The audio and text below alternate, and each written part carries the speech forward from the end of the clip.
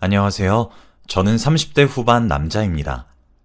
글을 쓰기 전에 제 직업을 먼저 밝힙니다. 저는 변호사입니다. 물론 저는 제 직업에 대한 프라이드와 만족도가 높았지만 이번 일을 계기로 더욱 제 직업이 좋아졌습니다. 제가 이렇게 글을 쓰게 된 이유는 정말 황당한 일을 겪었기 때문입니다. 지금부터 그 이야기를 들려드리도록 할게요. 지금 제 아내는 저보다 3살 어린 사람입니다. 아내 쪽 회사에서 저희 사무실로 의뢰를 맡기러 오게 되면서 오며 가며 인사를 하고 친분을 키워나갔습니다. 사실 저는 사심이 섞여 있는 쪽에 관심이었어요. 왜냐면 아내를 처음 만났던 순간에 정말 첫눈에 반해버렸거든요. 그렇게 아내와 점점 친한 사이가 되면서 자연스럽게 오빠 동생 하는 사이가 되었습니다. 같이 술도 한잔하고 밥도 함께하고 그러면서 친하게 지냈고 사석에서는 반말을 하기도 했어요. 아내는 남자에 대한 불신이 조금 깊은 상태였습니다. 그래서 저는 아내에게 성급하게 다가가지 않았고 1년 이상 끈질기게 다정하고 자상하게 대해주며 제 마음을 조심스럽게 표현해왔어요. 제 그런 끈질긴 구애 끝에 저는 아내와 연애하는 데에 성공했고 곧 결혼까지 하게 되었습니다. 그렇게 저와 아내는 연애 2년 이후 결혼에 꼴이 나였지요. 그 당시들은 정말 제가 손안에 세계를 얻은 것 같을 정도로 황홀하고 벅차는 기분이었습니다. 그렇게 저와 아내는 알콩달콩 잘 살아오고 있었습니다. 그런데 몇 달 전부터 아내의 행동이 조금 수상하더라고요. 왜냐하면 제 아내는 거짓말을 하면 티가 많이 납니다. 본인은 그런 버릇이 있는지는 모르지만 아내는 거짓말을 하면 코끝을 찡그리고 귀를 매만지거든요. 제가 가장 귀여워하는 모습이기도 하죠. 제 아내는 천성이 정말 착하고 순한 성격을 가지고 있습니다. 그래서 제게 거짓말을 잘 하지 않아요. 지금껏 했던 거짓말들을 제가 넘어가줬던 이유는 아내가 제게 서프라이즈 이벤트를 해주기 위해서였거든요. 아내는 눈치도 둔감한 편이라서 아내가 그런 이벤트를 준비하는 과정에 이미 저는 눈치를 채는 편입니다. 그래서 속아 넘어가주는 편이죠. 그리고 그런 아내의 모습이 정말 사랑스럽기도 하고 너무너무 귀엽고 결혼 잘했다는 생각이 절로 들게 하거든요. 그런데 기념일도 아니고 아내가 서프라이즈 이벤트를 하는 것도 아닌데 자꾸 거짓말을 하기 시작했어요. 사소하게 말이에요. 부부이자 남편인 저로서는 아내가 조금은 걱정스럽기도 하더라고요. 그런데 점점 표정도 안 좋아지기 시작하고 걱정도 많아지는 것 같은 모습에 좀 불안한 마음이 문득 들었습니다.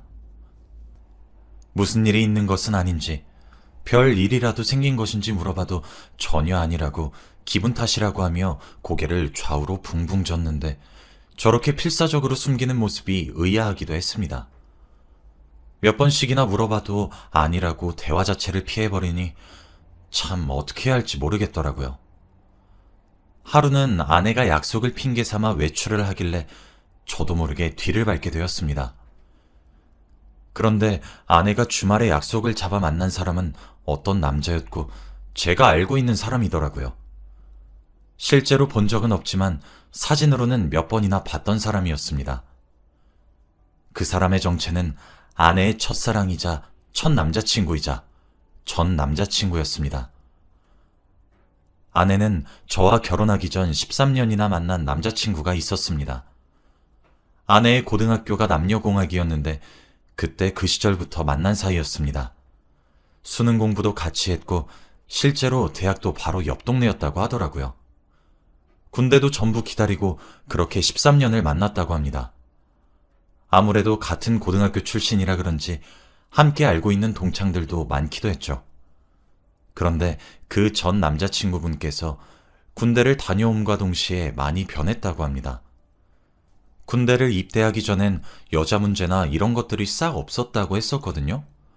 그런데 군대에서 전 남친구가 스트레스를 운동으로 풀었다고 하더라고요. 왜소했던 몸이었는데 정말 보디빌더 수준으로 몸짱이 되더니 여자 문제가 잦아졌다고 했어요. 그래서 원래 문제가 없었던 관계였는데 잦은 술자리와 여자 문제 때문에 아내가 정말 많이 힘들어했죠. 그리고 그 후에도 마음을 제대로 잡고 생활하지 못해서 대학교도 자퇴하게 되었고 상반신 절반에 문신을 그려놓고 그러면서 좀 양아치 같은 생활을 하게 되었다고 했어요.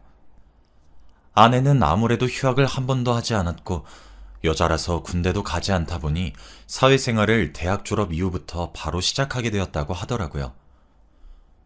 그래서 그렇게 번 돈으로 전 남자친구에게 생활비도 도움을 주고 월세도 도움을 주고 그러면서 뒷바라지를 해왔다고 해요. 그러던 어느 날이었습니다. 아내가 하루는 출근을 했는데 오전부터 너무 몸이 좋지 않았다고 하더라고요.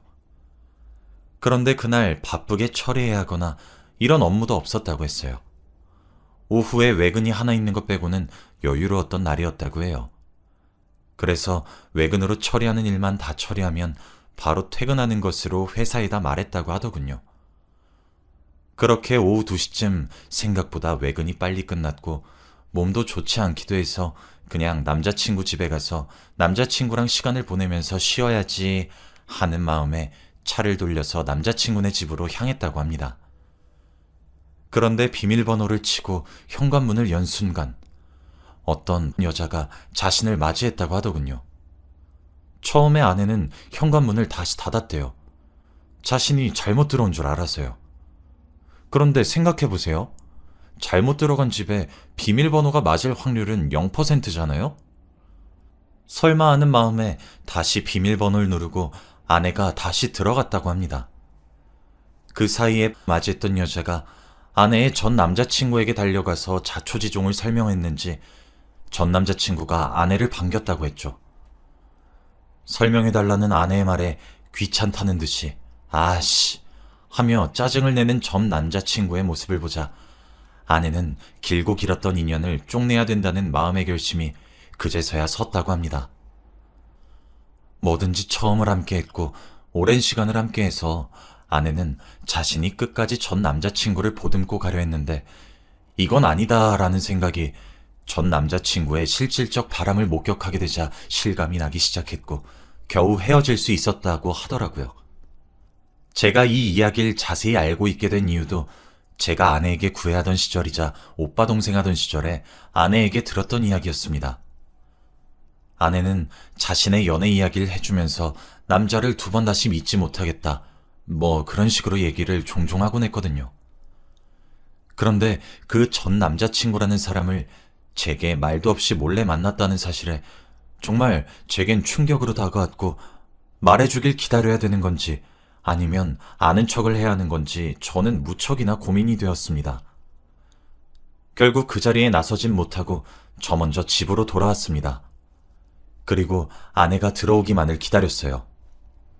아내가 도착하자마자 저는 누구 만나고 왔어? 라고 질문했습니다. 아내는 코를 찡긋거리고 귀를 매만지며 그냥 친구 라며 말끝을 흐리더군요. 저는 솔직하게 말해줄 순 없을까? 라고 물었습니다. 아내는 한참을 생각하는 듯 하더니 이내 한숨을 깊게 쉬고 제게 진실을 말해주기 시작했어요. 알고 보니 아내에게 전 남자친구가 연락을 해왔다고 하더라고요. 사실 그 연락도 꽤 오랜 기간 해왔다고 했습니다. 저와 연애하던 시절에도요.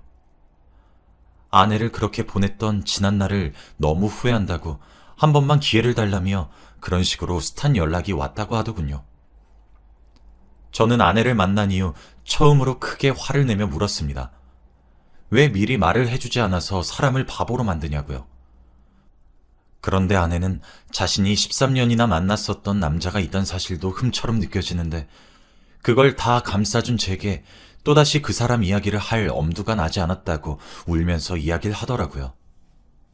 참 순한 사람이라 그도 그렇겠다 싶었어요.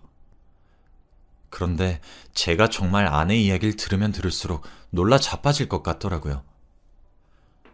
아내는 저와 연애를 하는 도중에도 전 남자친구로부터 오는 연락을 전부 다 거절했다고 합니다.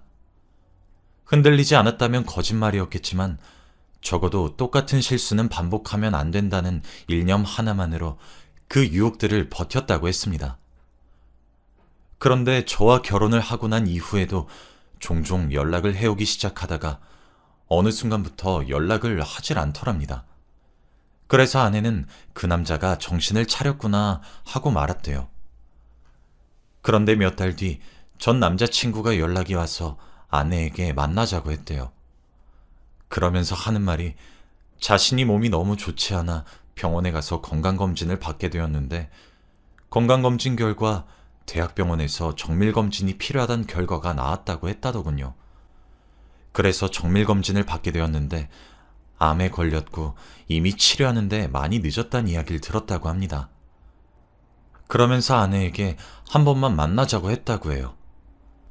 자기 인생을 돌아보니까 제 아내가 인생의 절반 정도는 차지하고 있는 것 같고 너무 큰 부분이었다고. 세상을 떠나기 전에 딱 한 번만 보고 싶고 이야기를 나누고 싶은데 그것조차 허락받을 수 없겠냐고 하면서요. 아내를 그렇게 떠나보내고 난 뒤 너무 많은 후회의 눈물을 흘렸고 자책감 속에 빠져 살았고 아내를 원망하기도 했었다고 하더군요. 그런데 자신이 시한부를 선고받게 되는 삶을 살아보니 오히려 아내가 저와 결혼한 것이 천만다행이란 생각도 드는 것 같다며 아주 구구절절 문자를 보냈다고 하더라고요. 사실 저도 오랜 기간의 연애 경험이 있는 아내와의 결혼 결심이 그렇게 쉽진 않았습니다. 한 번쯤은 전 남자친구란 존재가 이슈를 일으킬 것 같다는 생각을 하기도 했고요. 하지만 자신의 목숨을 무기로 휘두를 줄은 상상도 못했던 거죠. 그런데 여기까진 그래요. 제가 이해할 수 있는 범위입니다. 사실 이해가 썩 그렇게 잘 되는 부분은 아닌 것 같지만 그래도 곧 죽을 것 같은 사람의 소원 하나 못 들어줄 정도로 저 모질진 않습니다. 저도 양보해서 이 부분까진 납득할 수 있었습니다. 하지만 전 남자친구는 아내에게 병원비를 도와달라고 했더군요. 아내도 막상 눈앞에서 살이 쭉 빠지고 피부도 까매진 전 남자친구를 보니까 옛사랑에 대한 미련이 아니라 정말 오랜 시간 함께했던 학창시절 친구로서 병원비 정도야 내줄 수 있겠다는 생각을 했다고 합니다. 무엇보다 변호사인 제가 돈을 잘 벌고 있고 제 아내도 만만치 않게 돈을 잘 벌어서 여유가 꽤 되거든요. 그렇게 병원비를 총 4천만 원 정도 지원해 주었다고 해요. 안 받을 돈이라 생각하면서요. 그런데 언젠가부터 동창회에서 이상한 소문이 들렸다고 하더라고요. 아내의 친구들도 아내에게 선뜻 말을 꺼내진 않는 눈치였지만 그렇다고 해서 그냥 넘기진 않는 수근수근거리는 것은 느껴질 정도의 소문이요.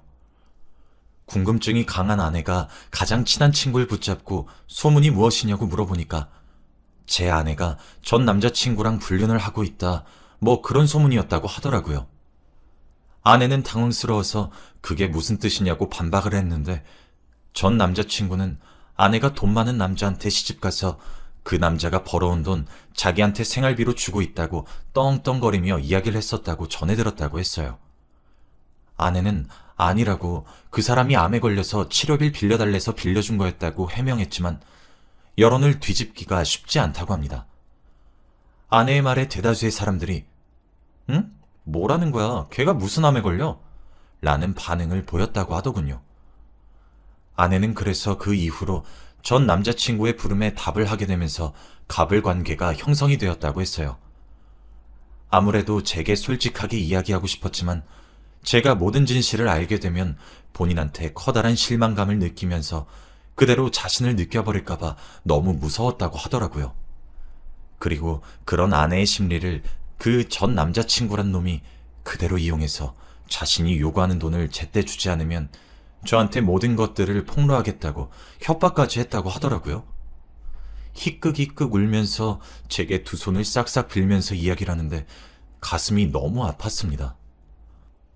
내가 왜 당신을 버려? 내가 당신 하나 얻자고 얼마나 노력했는데 내가 아직 믿음직스럽지 못한 거야. 내가 부족해서 그래. 그러니까 울지 마. 하면서 아내를 마주 안아 토닥거렸습니다.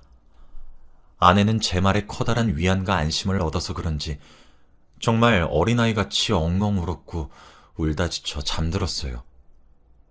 저는 제가 정말 세상에서 가장 소중하고 귀하게 생각하는 제 아내를 그딴 저급한 놈이 허술한 수작을 부려서 괴롭힌 것을 정말 도무지 용서할 수가 없었고 주먹이 벌벌벌 떨릴 정도로 화가 주체가 되지 않더라고요.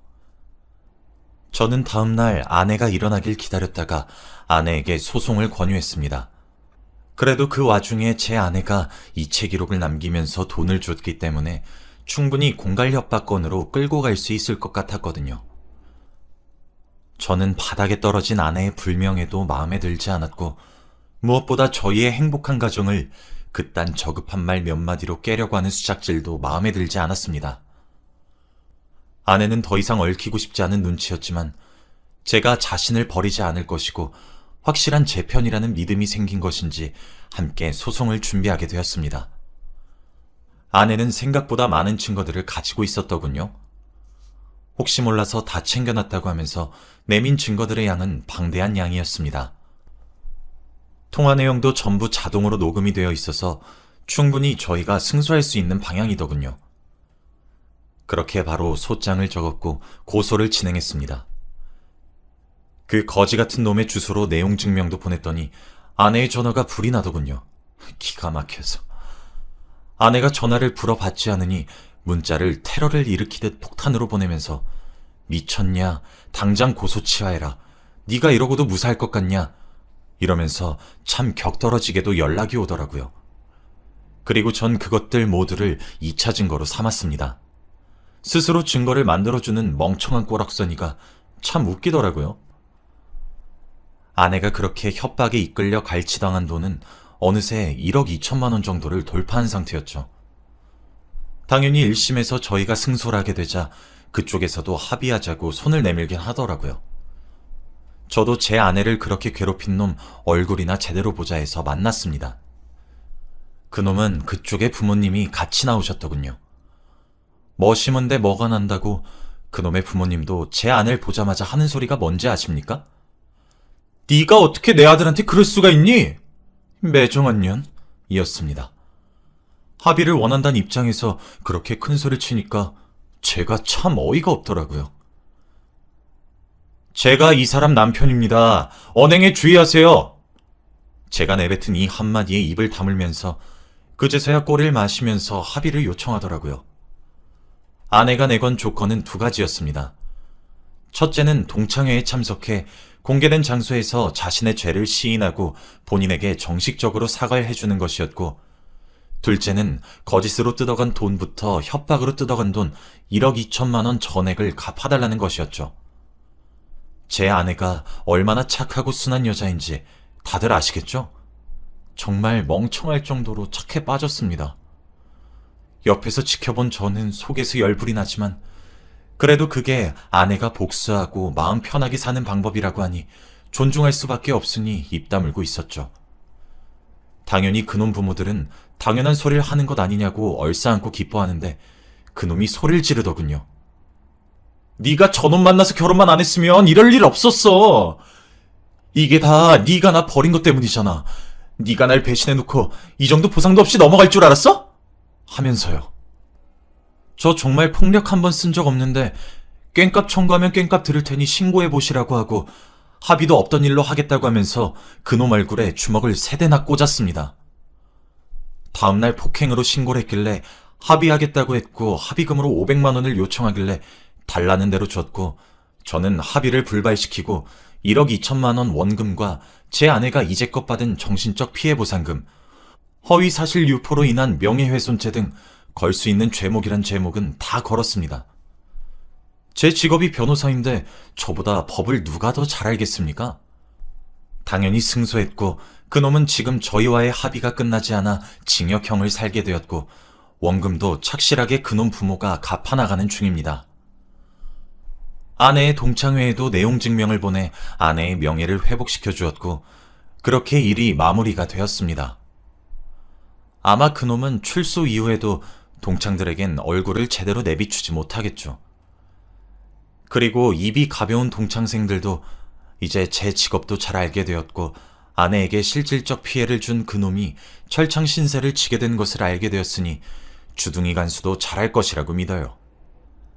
이번 기회로 아내는 저를 이제 완벽하게 신뢰하는 것 같고 저도 아내를 지켜줄 수 있는 든든한 울타리가 된 것 같아 뭔가 더 끈끈한 부부가 된 듯한 기분에 참 좋은 것 같습니다. 정말 세상엔 별의별 사람 다 있다고 하던데 진짜 제가 살면서 만난 미친놈들 중에 정말 제대로 미친놈이었습니다. 여기까지가 제 이야기고요. 긴 이야기 들어주셔서 정말 감사합니다. 행복하세요.